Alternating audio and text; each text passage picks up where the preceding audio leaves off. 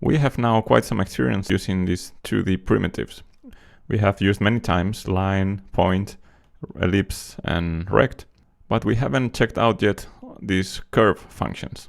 And I like especially this Bézier curve. I hope I'm not pronouncing it totally wrong. Bézier is a French engineer who created these formulas for creating these beautiful curves. And we are going to be using this function here, Bézier. It takes a different amount of parameters. It depends if we are working in 2D or 3D. For now, we are going to work on 2D. In this case, it takes 4 pairs of coordinates, or 4 different points. The line will start at this point here, x1, y1, and it will end at this other point, x2, y2. And then in the middle, there are 2 more points which modify the shape of the curve. You can use a search engine and try to find interactive Bézier. You will find many different pages. We can try one of them, for example this one here, which is using Processing.js. And if we scroll down a little bit here, we can find this tool where we can get a feeling of how this works. This here, this point which I'm moving right now, is the start point. And this is the end point. And you can see these other 2 points modify the shape of the curve. When all 4 points are aligned, then you will get a straight line. But the interesting thing is that you can modify these points here and change the shape of the curve. If these 2 control points are very near the start and end point, then they will have very little influence. You can see it's only changing the line a little bit. But the farther apart the point is, the greater the influence. Same thing here. If I drag the point very far away, then it's changing this curve. And you can do some pretty interesting things using these curves. Imagine we have this start point and end point very close to each other. Depending on how you modify these control points, you can almost draw a circle. Of course, it's not a perfect circle.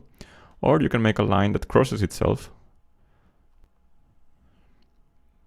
Or you can make pretty wild shapes. You should spend some time moving these points around to get a feeling of how they are affecting the final shape.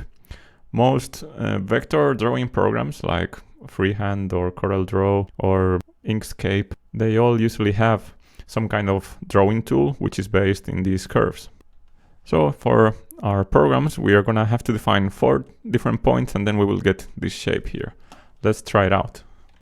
So I'm going to type here Bézier. We could start somewhere like at the top left corner. Let's first change the size of the screen, size 500, 400. I'm going to start at the top left corner.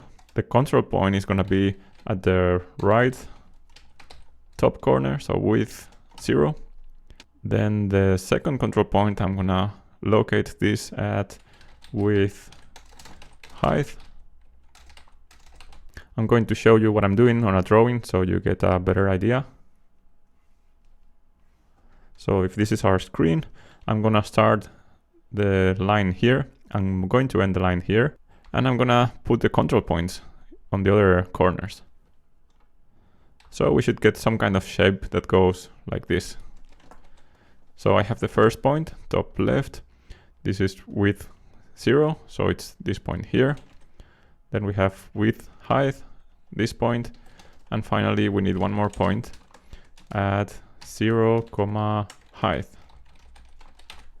which is this point here. And let's run the program and see what do we get. Okay, so that's our first Bézier curve. We could deactivate the fill. I can say here no fill. Let's set a better background. We'll make it white. And I'm gonna activate the smooth mode so the line looks better. Great. Now that we have drawn our first Bézier curve, let's make another program that draws on our screen. And I'm going to try, and I will draw lines that start at the bottom. The first control point will be somewhere right above the first point, the start point. So I will choose randomly one of these points. And then I will set a random control point. The second control point will be just somewhere random on the screen. And I will do the same with the end point. So it can be anywhere. And if I do this many times, maybe if I draw 20 or 30 lines, this might look like some kind of strange tree. We may have many lines that do something like that. So let's try that.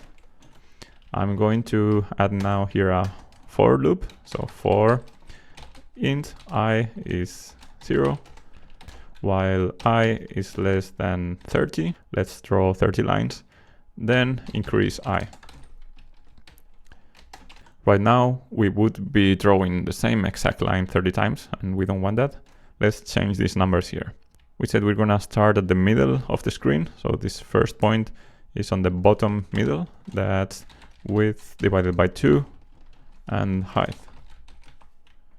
Okay, so we have the first point. What about the first control point?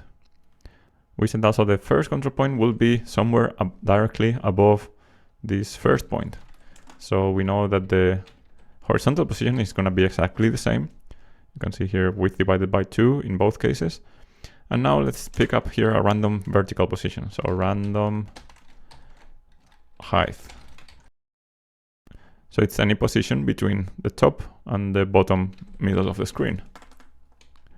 And we said that the 2 remaining points are going to be just somewhere random on the screen. So I can type here random width, here's random height, then again random width and random height. I can split this line in parts so you can read it better. The spaces don't really affect.